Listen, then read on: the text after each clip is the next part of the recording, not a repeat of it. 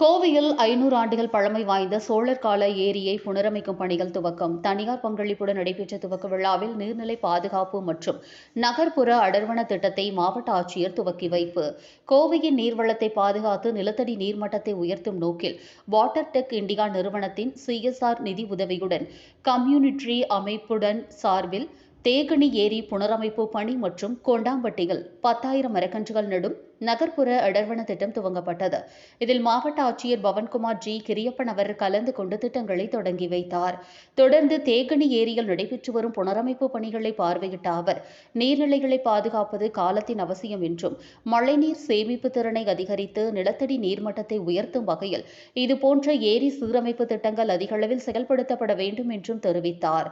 பழமை வாய்ந்த தேகனி ஏரியின் 3.55 ஏக்கர் பரப்பளவு புனரமைக்கப்படுவதன் மூலம் சுமார் 2.8 கோடி முதல் 4.3 கோடி லிட்டர் வரை நீரை சேமிக்கும் திறன் உருவாகும் என்றும் தெரிவிக்கப்பட்டது. மேலும் நிலத்தடி நீர் நிரப்பு, மழை நீர் தேக்கம் மற்றும் உயிரியல் பன்முகத்தன்மை மேம்படுத்துவதற்கென்று 10,000 நாட்டு மரக்கன்றுகளை நடும் பணிகள் துவங்கப்பட்டன.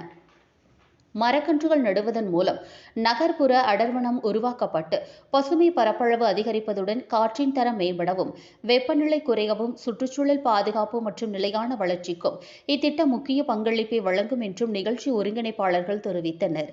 நிகழ்ச்சியில் அரசு அதிகாரிகள், வாட்டர் டெக் இண்டியா மற்றும் கம்யூனிட்ரி அமைப்பின் பிரதிநிதிகள், சமூக ஆர்வலர்கள், பொதுமக்கள் என்று பலரும் கலந்து கொண்டனர்.